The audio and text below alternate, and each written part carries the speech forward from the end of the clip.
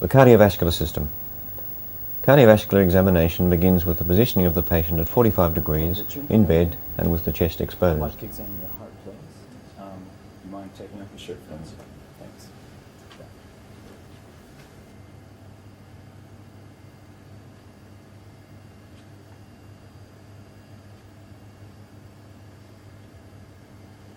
It is vital to stand back and make a general inspection, looking for dyspnea, cyanosis, an intravenous line, an ECG monitor, and so on.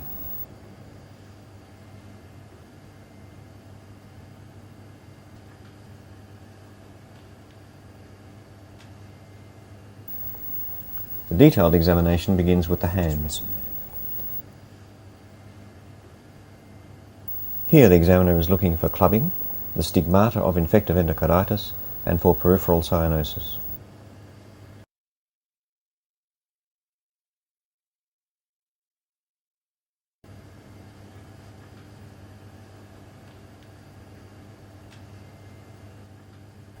Okay, thank you. Just relax there.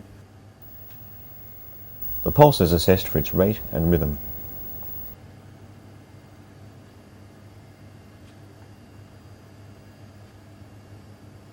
And I'm also going to feel the pulse on the top of your thigh. Radiofemoral delay may be relevant only if there's a history of hypertension.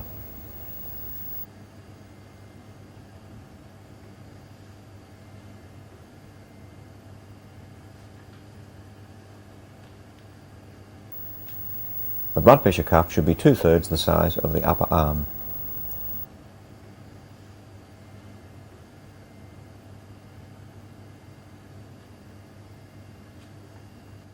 Just relax your arm for me.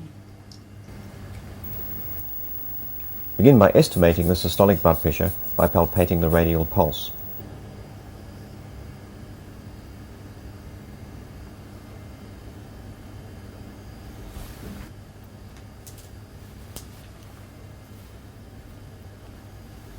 Then the diaphragm of the stethoscope is placed between the lower edge of the cuff and the brachial artery, and the cuff is pumped up again.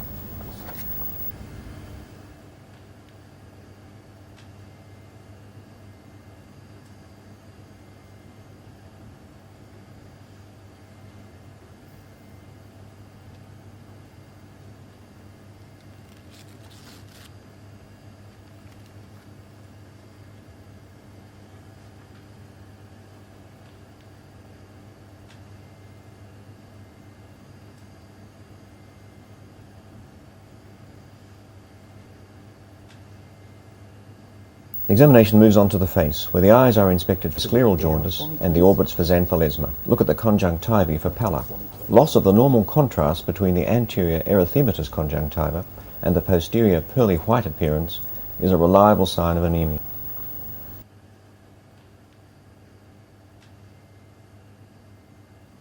Look for the malar flush of mitral stenosis, and in the mouth for the high arched palate of Marfan syndrome, and at the state of the teeth.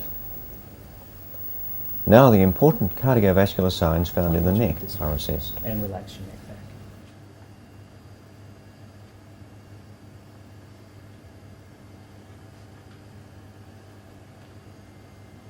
Look carefully at the JVP and attempt to assess its character and height.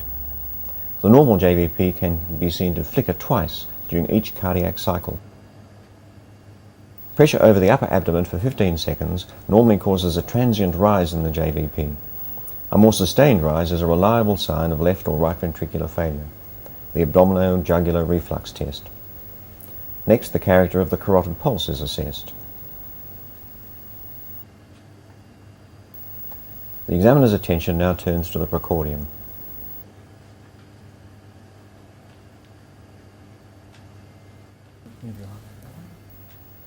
Look for scars, pacemakers, and chest deformity. The apex beat may be visible.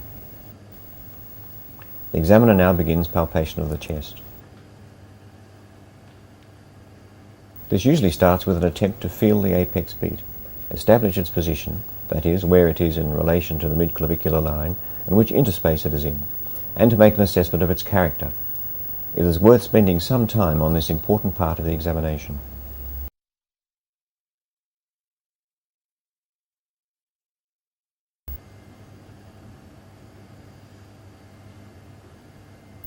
Palpation to the left of the sternum is performed to feel for a parasternal impulse. The hand then feels over towards the apex and at the base of the heart for the presence of a thrill, which is a palpable murmur.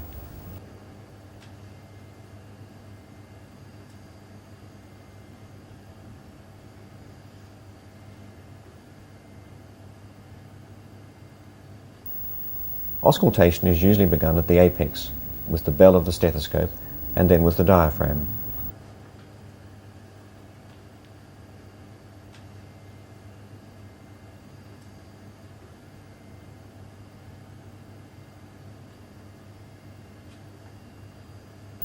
The lower left sternal edge and the base of the heart are listened to in turn.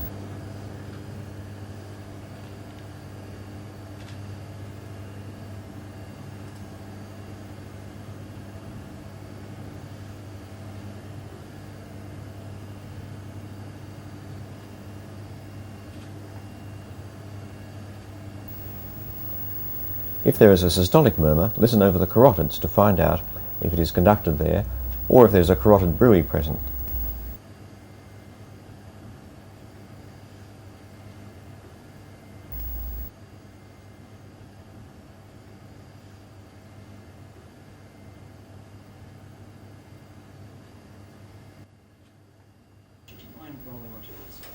The mitral area is reassessed with the patient in the left lateral position.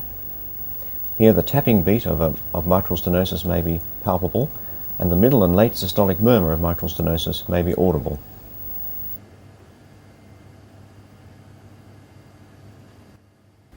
Thank you. Could you sit forward for me? Feel the base of the heart when the patient is sitting up for the presence of a systolic thrill. In some cases, for example, if hypertrophic cardiomyopathy is suspected, dynamic auscultation may be indicated.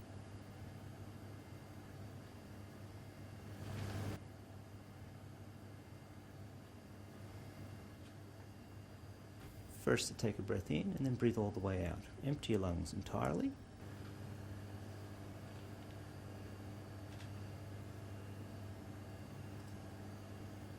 When I've got my stethoscope in place, to take a deep breath in, pinch your nose shut and then try to force the air out so as it pops your ears, okay? All right, go now. Hold it in, blow. Hold it. Okay, now breathe normally. Okay. Thank you. The examiner asks the patient to lean forward and inspects the back for scars or deformity and for signs of edema over the sacrum.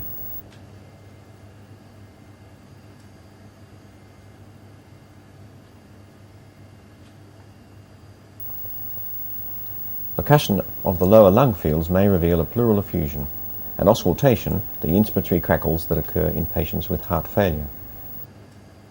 Take a deep breath in and out.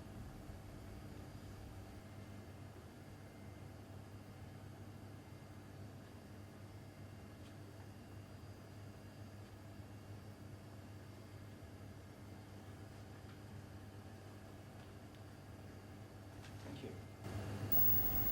The patient must now be laid flat so that the abdomen can be examined.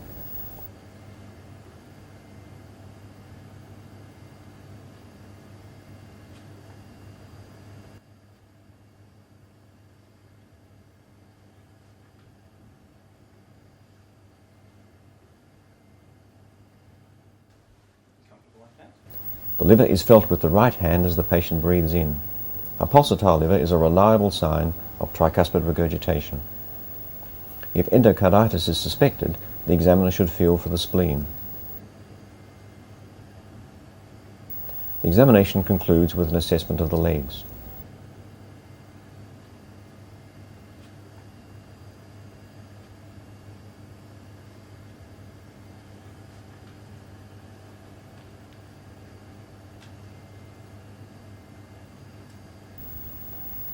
After compressing the skin over the lower tibia to test for pitting edema,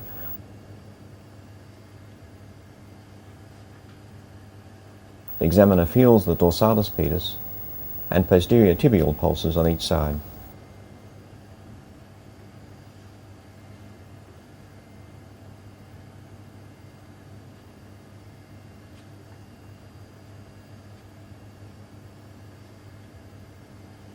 Compressing the calves for tenderness may be worthwhile if there is any clinical suspicion of deep venous thrombosis. The optic fundi should be examined if infective endocarditis is suspected.